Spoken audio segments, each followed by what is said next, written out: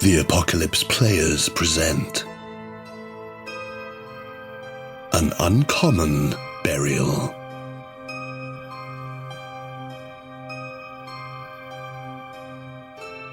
A Call of Cthulhu 7th edition scenario written by Danann McAleer in the style of M.R. James.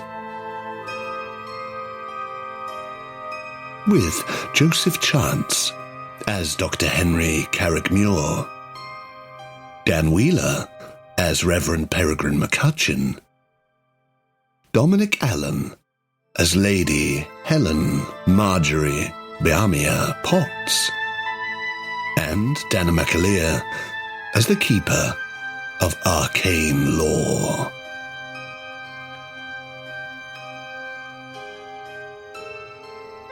Part 23.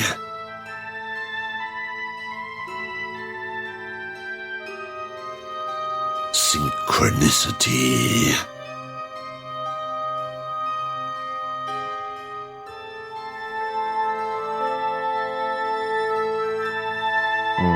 And you see her sort of stretch up like that, adjust the flower garland, and you just know there's just something odd about her form. You suddenly like the way she's standing, and you realise that like as her sort of her top and dress sort of pull apart as she stretches up, there's no belly button. It's like there's some sort of you just see the smooth flank of skin, and it just draws your eye. I thought you had gone mad. You're absolutely right. I think in that moment, if Shonnock's still there next to me, I grab her by the arms in a tender way. Yeah. Draw her close, and I say, Yeah. I know you know the truth. And you've got to tell me, because it's driving me mad. Do you know Robert Thompson? She leans in. She looks, initially, she's sort of, are you grabbing her head, or are you just sort of grabbing her by the shoulders? Just by the arms. Yeah, she sort of, you see her eyes flick straight over to Gioria on the stage, but straight back to you. And she sort of lets you bring her in. And then she says, I can show you the truth. And she says, look, and she like rummages about in her pocket and pulls out a little bottle and just dabs it out on her palm and says, I mean, this'll do. And she just blows it in your face. And you get this sudden, overwhelming feeling of like a sort of heightened awareness and also like a lessening of muscle function. And you just feel, it's like that first hit of like a spliff or something. And, everything goes a bit fractal, shall we say.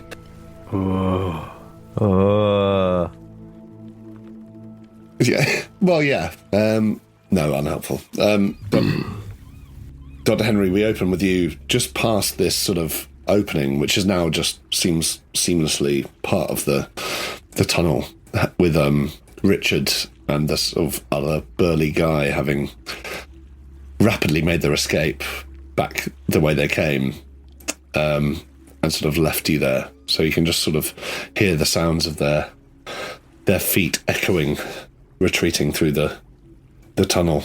And I think for a moment I was held as if captive in some narrative I didn't understand, by a great charismatic presence that was sort of stopping me from moving.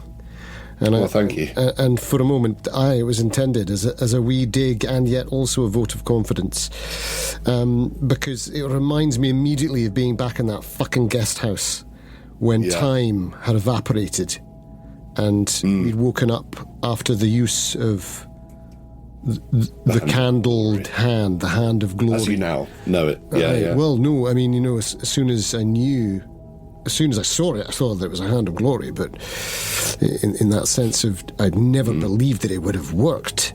But there's that same sense of the loss of agency, and I, of course, 10 seconds too late, I take those 5 desperate paces forwards to try and go, no, wait, you can't. And I've cried, you cannot do this. But I wasn't running, but I run too late, and of course I sort of take. Is it rock underfoot, or is it? Yeah, it's sort of, I guess, shale, like, sort of. So it's a wee bit slippery, and I'm sort of sliding around a bit, and I almost scree. Scree. You can scree jump the whole way down.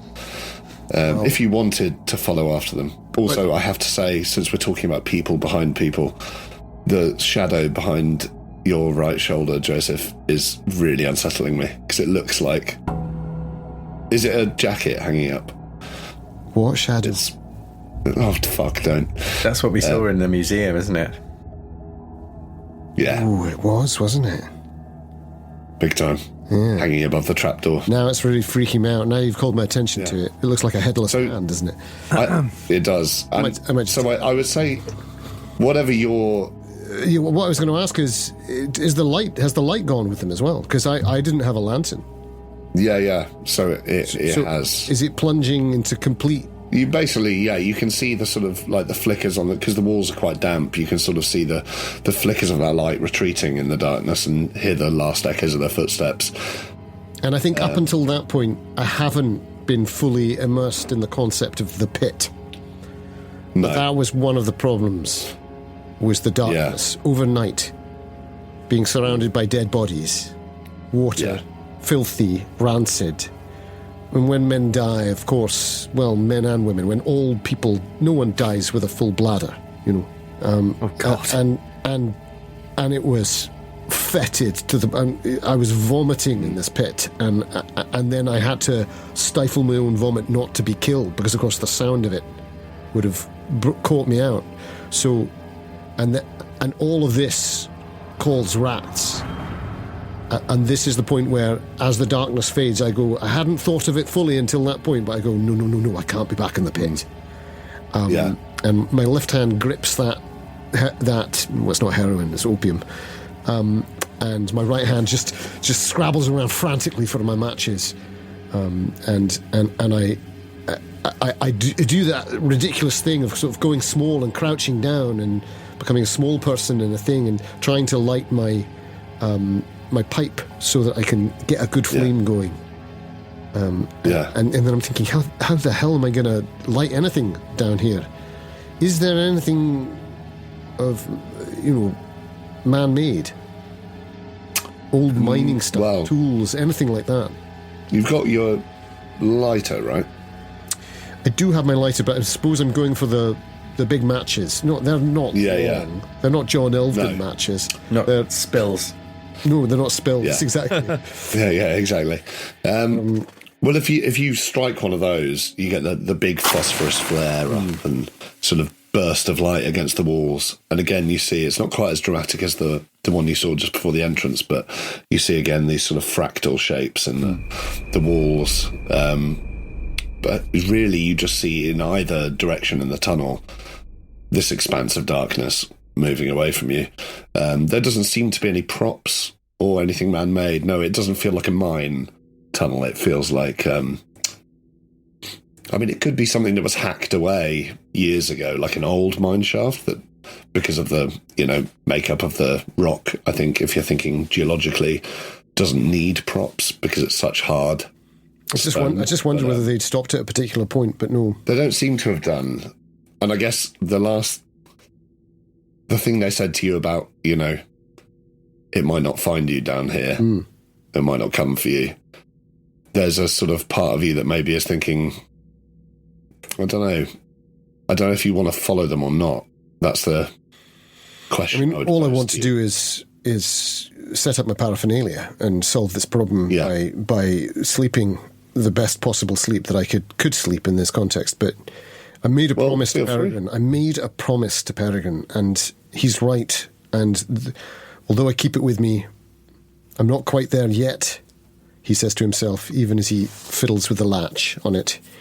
You've been going up. You've been travelling up. Yeah. That's the other thing. I think I want to track them back as far as I can to see if they go through this, because I haven't seen them go through, right? You weren't describing it as the aperture closing.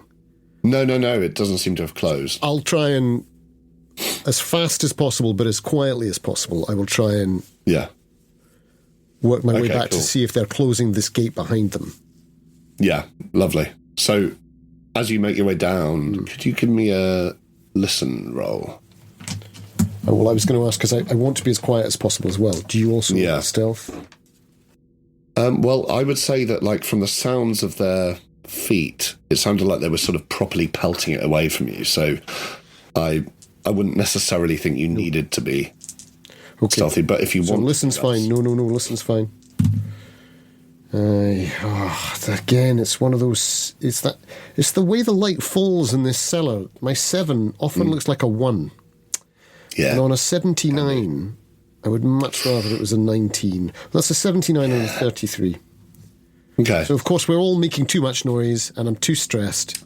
All you hear is, like, this sort of, again, you get the impression they're quite away from you now, but the sort of echoing circular sound of their footsteps is ringing in your ears, and it's really hard to place. You know, you went past 2 other apertures coming up. But of course, I was sort of focusing on the ones that I didn't think of them as options at that time. Yeah, but there's something about... They were on the left on the way up, so they're on the right on the way down. Yeah.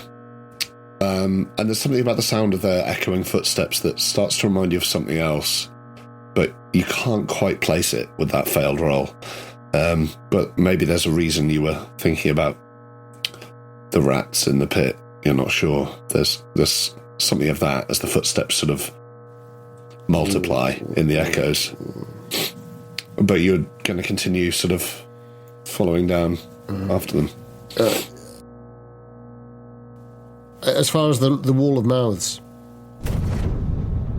Well, you reckon it opened out and became as smooth as the rest of the glistening rock tunnel. So you think you've probably passed it by now. So if your thing was just to make sure they hadn't closed it, I would say that's you're fairly certain, without even needing an intelligence roll or anything, that you are past it. God alive! What the hell are they doing? What the hell do they mean? Christ, where are you, Perregrine? I think I say under my breath, Perregrine, what the hell are they up to? As if he'd know, which is unfair to Lady Marjorie, because she's the one who has the big imagination. Yeah, It's very fair. Suddenly, I feel quite offended. On behalf of my idiotic character. He's certainly got the big arse. Well, but yes. I mean, she's the beowulf woman. She's the one who. She taught me. You know, she taught me concepts of metaphor and. You're accusing Perregrine of not having an imagination. He believes in God, for Christ's sake. The big imagination. The big imagination. I don't think that Peregrine doesn't have an imagination. Dan's gone full Christopher If he'd Hitchens. invented God and admitted that God was a fiction, then he'd have a big imagination. But he believes in God. You know, he's a follower. Yeah. He's a kindly shepherd. But is faith not imagination, really? Anyway. Well, stuck as I am in that brief debate in my mind. How's your faith, Dr. Henry? Fucking ruptured. That's what it is. Glad you said it. Oof. Well, you know, you had a crow up it, so yeah, that'll do it every time. A crow's head. You know, they say up in Freakham, nay put an old lady's face up your ass. They put a crow's head up. Unless you're expecting a crevice or two. Yeah, quite. Bad omen. Bad omen. Old Throw up lady's the arse, bad dentures omen. up your crevasse. No, so I Throw think up the arse means there'll be a death. Shepherd's delight. true. So I'll cut back. Yeah. You're following the passage down. Get to that point. Yeah. Oh, but I stop as I turn, and I think just one wee sample. Right. Yeah. Just a little one. Just a little one. Just a little one. Just as a marker, I tell myself, Yeah. Yeah. So are you going into the bag for the old rock hammer? Is that the old pick? Or Well, it you- doesn't look like I could work it loose with my trowel, because that's the easiest, because that I always carry with me. But I could go into the bag and get a little bit. I guess you're lighting another match now. Oh, aye. So I imagine that one's gone out, right?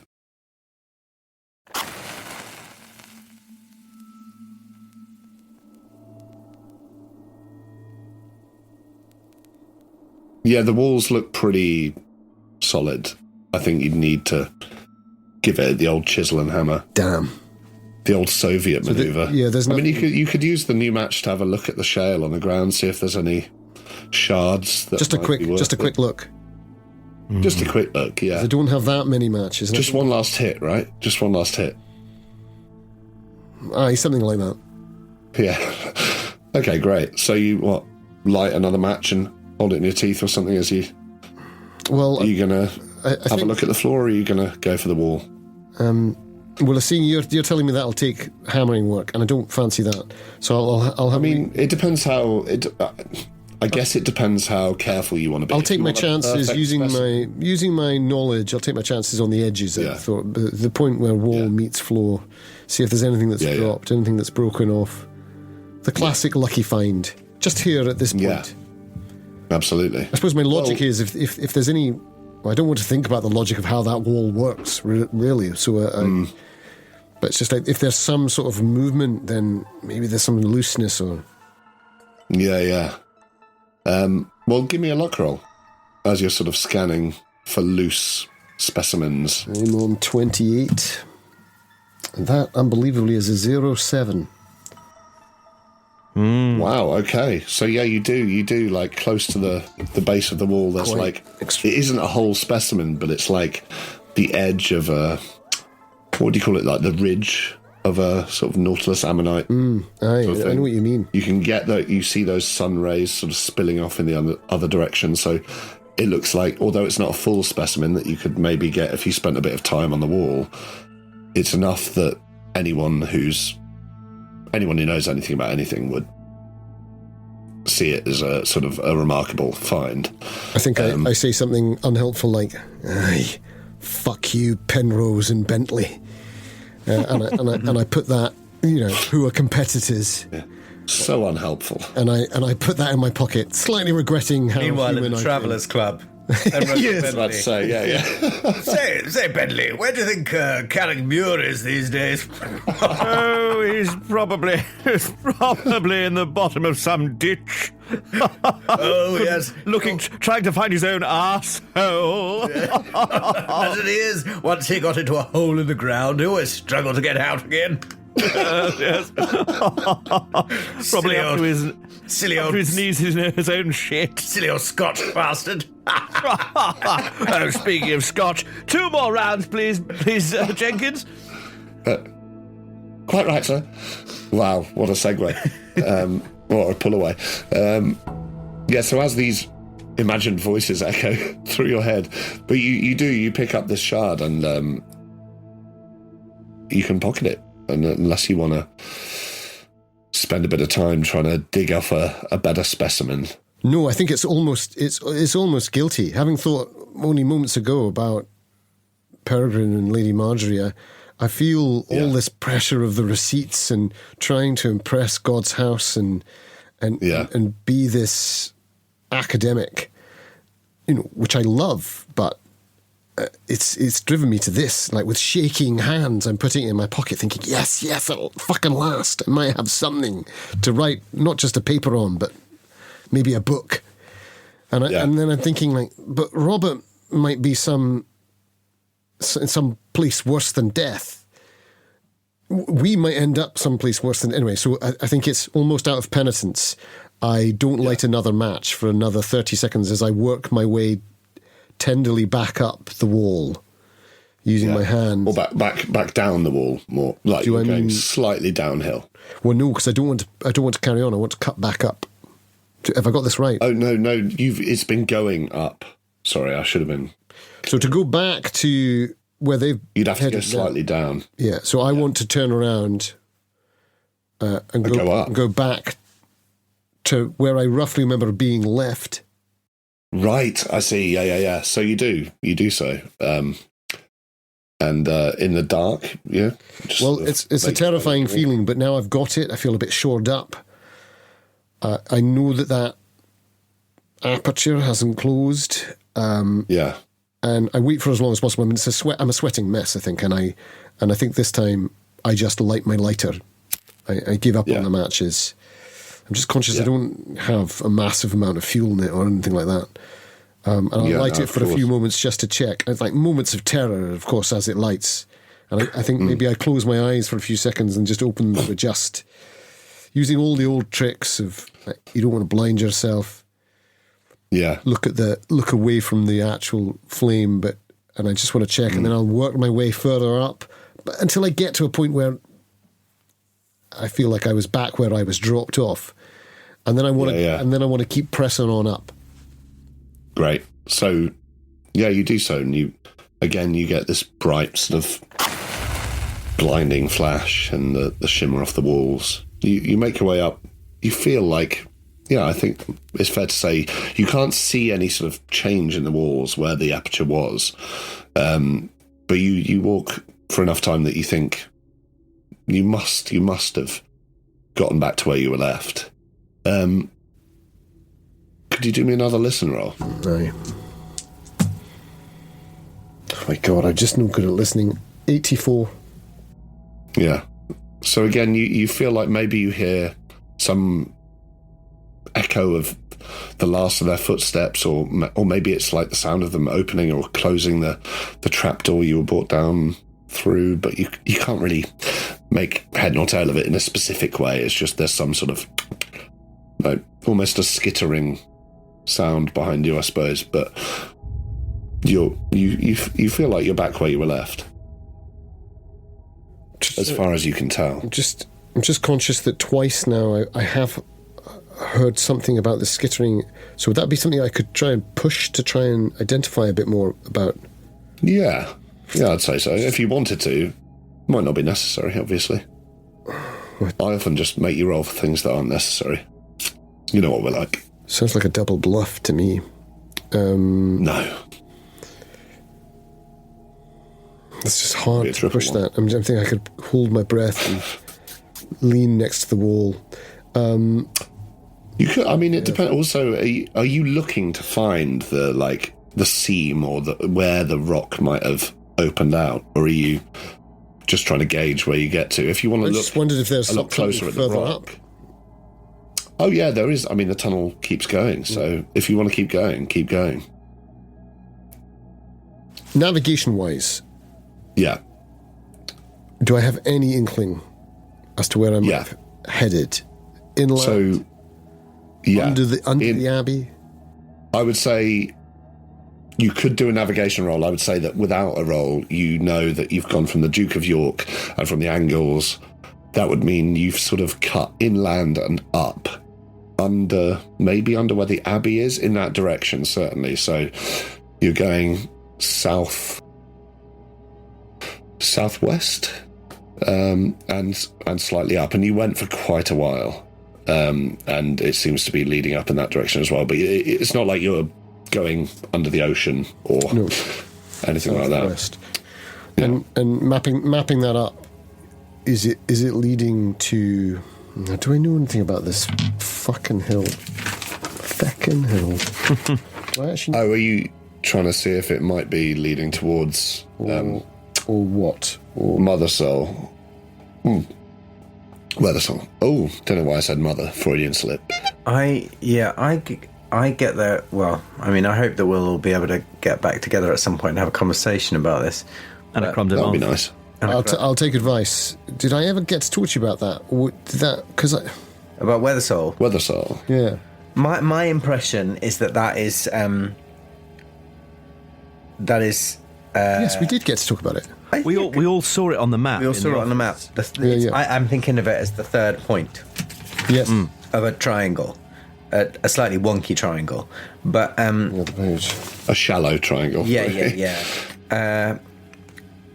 But I don't know, I might have misunderstood, but I'm sort of getting the impression that it might be somewhere that we have to travel to get to rather than just sort of walk down the road. But maybe I'm wrong about that. No, Not scale in one. terms of where the tumuli are placed, which is what In Weatherfall terms of seemed to be the implying. distance, like looking on the map, because like I would say it looks like on the map it's a couple of miles out of Whitby. oh, okay, so not that far, right? It's not that far.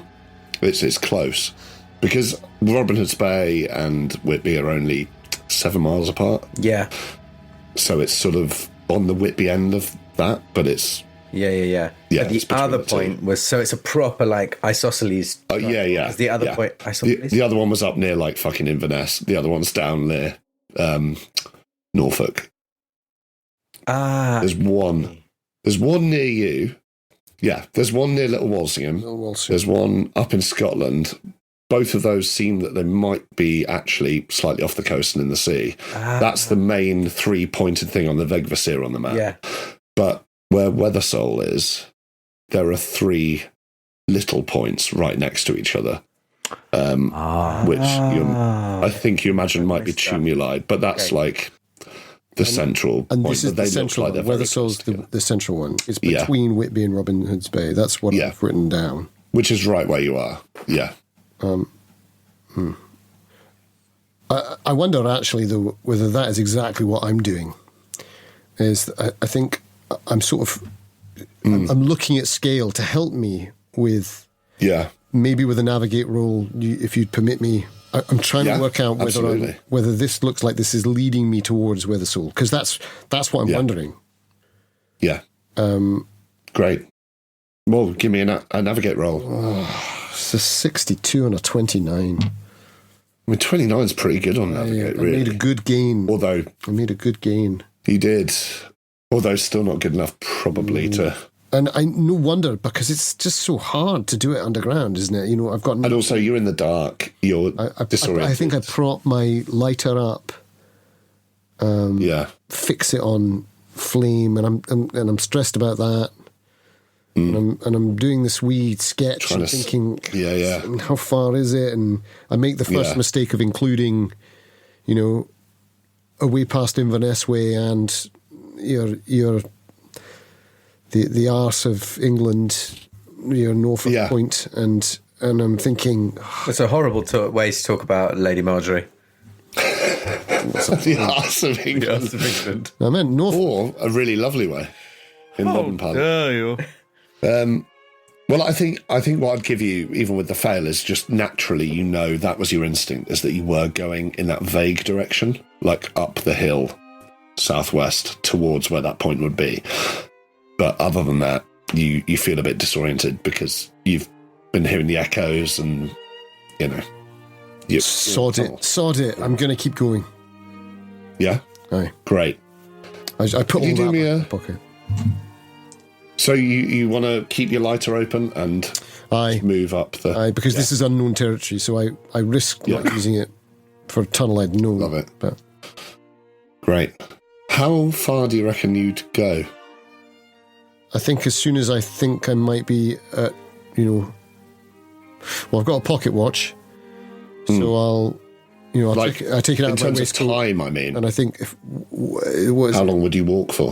How many is it? 4-minute mile on a run, so is it like a 14-minute mile, something like that on a walk? I mean, I'm Long- giving away the longer, fact isn't that it? this might be a long tunnel here, but yeah. But that's exactly what I want to work out.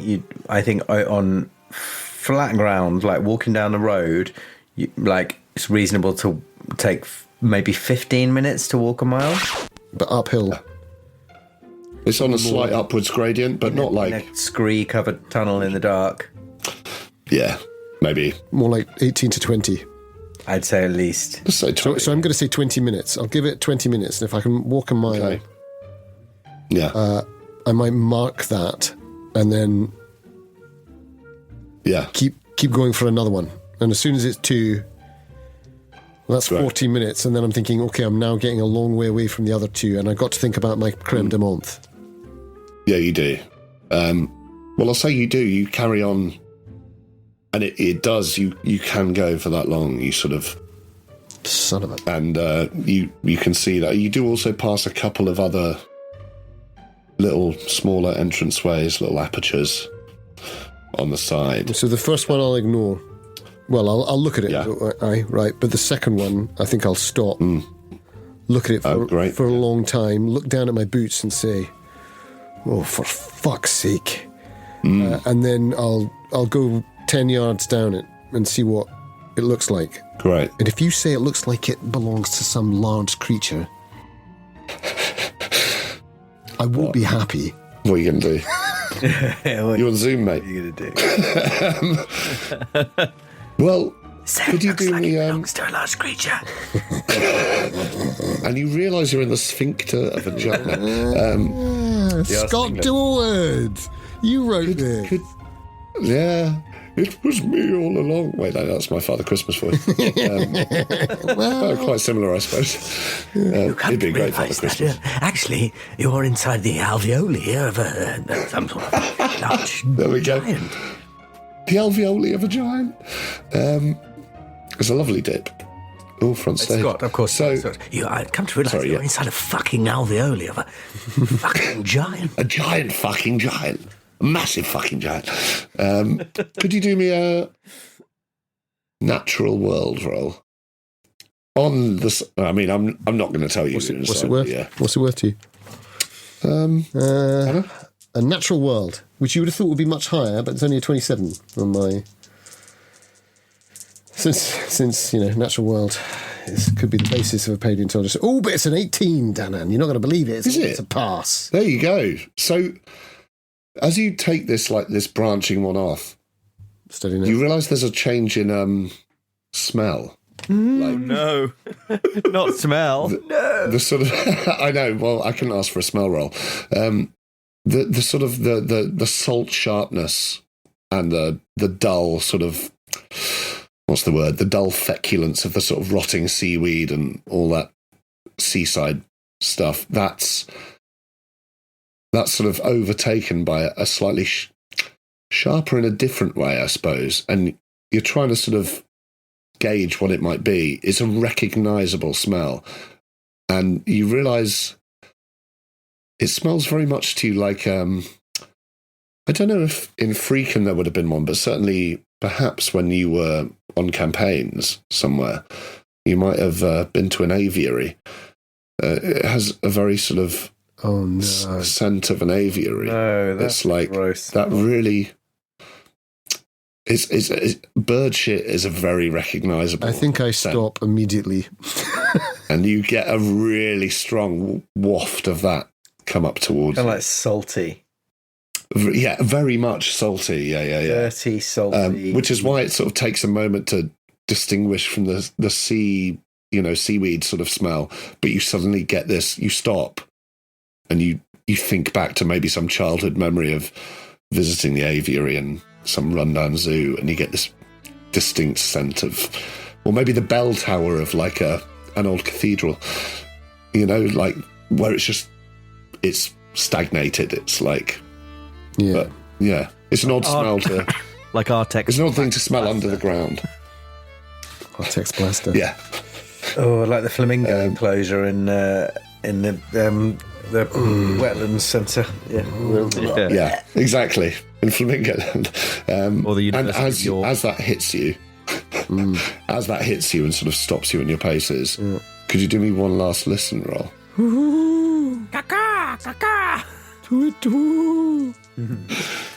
The owls are now bloody. Bloody hell, it's the best one I've rolled, but it's still not good enough. 56 on a 33. Yeah. I really hope you light your lighter in a second and just see the crows and the owls. All these families just sat All around lined up. shitting down the walls. Yeah, roosting on this little alcove. Oh, God. That's far better than anything I've come up with. I'm tempted to push. This. Yeah, I think I want you to push it. I've got cramp. I've got cramp at the mere mention of the Oh, sun. no. Not right now.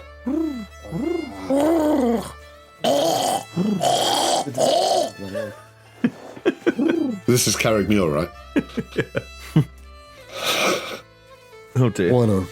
Lucasade. I think I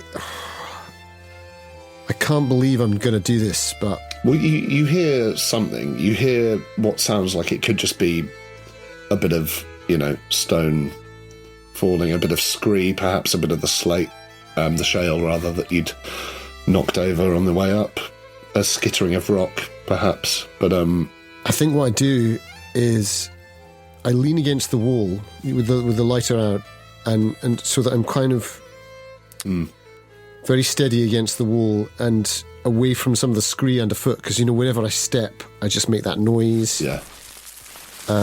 And I put the lighter out, and I say, "Forgive me," and I don't know who I'm saying that even to, but I hold my breath, go into complete darkness, and I take a few very, very cautious steps forwards, feeling along the wall. And is this because the sound you sort of vaguely think you heard was behind you? Are you... Oh, right, yeah, in which case I'm going back. Are you taking a couple of steps back to try and... Back to try and do that. And as you breathe in to hold your breath, you get a real dose of that acrid bird shit smell. And then... No. Step a couple of steps back the way you'd come. Oh... I really don't like this. Oh my God. Do you know what it did? I've got a stack of papers here, and it rolled right to the end of it and rolled off, and I just couldn't quite see what it was, but it looked like it was 2, and it's rolled onto a 46. Oh, man. 46. Yeah. 33. But I mean, that was a push, right? Aye. On the listen. So you step back a couple of paces, hold your breath. You don't get anything from that direction, but you do suddenly hear what you think feels like it might be wind or something. Fuck. From your back, like the way you were headed, the way that the acrid new smell was coming from. You get a sort of, sounds like it might be a gust, like maybe there'll be an opening or something out onto a cliff, or maybe maybe it leads to open air, which would make sense, right? Because, I mean, if there's some colony of birds or something, they're not going to be living underground, are they? Yeah, I mean... I guess you probably don't know what batshit smells like. I mean, I want him to be telling himself that, but... Lady Helen does. Come on, he's not thinking that. He's thinking that fucking grown owl men live in that goddamn cave. You know those birds live underground? I'm not going to tell you what you're thinking, but what it does feel like is that there might still be an opening. Like, you do get a sense of a gust of wind. That doesn't mean you're going to go that way. You can do what you want, but... No, but I mean, that makes it considerably more interesting, because, I mean, I was hoping... Have I walked 2 miles now? 40 minutes? Or have I done... Because you said there's 2 apertures in that distance, but I've done over a mile, haven't I? Yeah. Because I marked the first mile. And you're still going on a slight gradient up, although it seems to have levelled off slightly. And any new way into these tunnels could be useful. Or out. Yeah. Once I'm I think you already mark the spot, I could cut back, try and get to the creme de menthe meeting. How long have I got? Try and get to the creme de menthe. How long have I got to get back? I mean, like, what time? The question you should never ask Danann McAleer has to be asked. What time is it now, Danann? Well, you get out your watch and you realise it's 3 p.m. the next day. It's your face. I'm joking. Do you have a pocket watch? Aye. You would do, yeah. Sort of chain. I'm now like, I want to be fair with all of my time things. I feel like this was like early evening, right? So I feel like this is, if you've walked for like... We were planning to come back to the pub for 6, right? Yeah. So we must have left around 4 or something, yeah. I feel like we got to like... No later than... Very late afternoon, early evening, and you've now walked for, let's say, 40 minutes. So let's say it looks about 7 p.m. or something. Around then. He's done it, though. You've gone and done it again, Danann. That's not maths. I'm sorry, that's just not maths. Wait, no, I thought what you were saying is... Yeah, I thought what you were saying is last time... Lady Marjorie and I we were late down afternoon, right? To 2 places, a sweet shop and fucking haberdashers, in my case, to get some information. I had a discussion about a knife. I then went down to the bottom of the steps Yeah. Takes about 15 You had a minutes. look in the smoke shack. Walked down from the steps, looked at the smoke shack, was coming back up to the pub. I mean, at max, that's an hour. So that's 5 o'clock. Okay. Max. Also, I think you're being a bit generous. In the pub, you had like maybe a 20-minute conversation with 20-minute conversation. This is where we just. I think IRL it might have even been 20 minutes. Well, in IRL, it was about 2 hours. IRL it was about 2 hours. I think like in reality, a 20-minute conversation isn't that. If you've you don't have your little leaf friend here now, sunshine. I've been fatally wounded by a poisoned needle. I'm just The only saying. person who was kind to that fucking leaf cunt was Ned Caster, and he was killed. I'm just saying, if you have a little potter around a city you don't know, 4 hours can disappear like that. I spent. Fuck me. I so love. I'm just gonna walk away from this conversation and let you two. I love that it's not even at me anymore. 40 minutes. 40 minutes to walk the 2 miles. He didn't say the full. Come on. Did he say the 2 miles were over? And then after that, you find the apertures? No, he didn't. He said, on the way there are 2 apertures. Oh, on the second one, I'll stop. So what time do you think it is? Short of. Well, the most generous. I'm still in with a chance for creme de menthe, aren't I? You think? Yeah. Fucking hell, I feel like creme de menthe is long gone for everyone. For a start, I think we left at about 3:30. 4 is the usual McAleerism. But I like, okay, fine, I'll let that go. Half an hour between friends. This day has lasted twice as long as an actual day.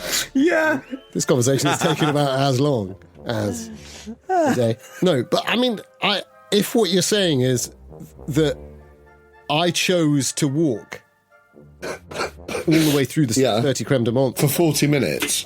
I thought that's what we were saying. But if you don't want to have done that, that's fine.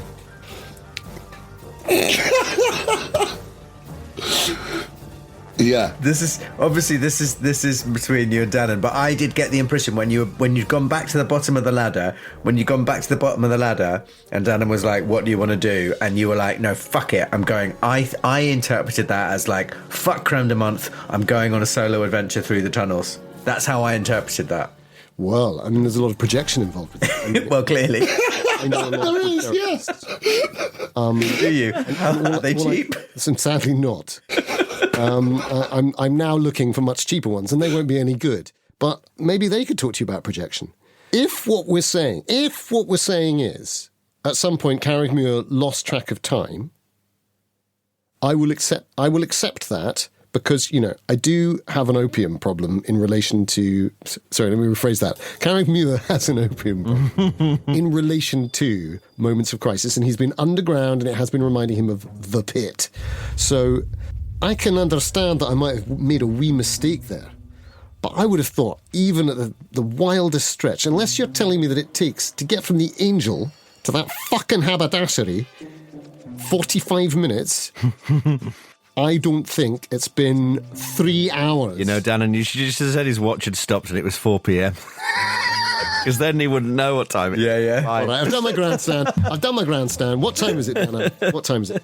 What time does it say on your watch? Yeah. 9 p.m. Oh, okay. He's just been staring at his watch angrily for 2 hours. Well, let's say what we will have had is we can cut back to you saying 7 p.m. and I think I look at that in horror and I go, oh Christ, no, I've missed creme de menthe.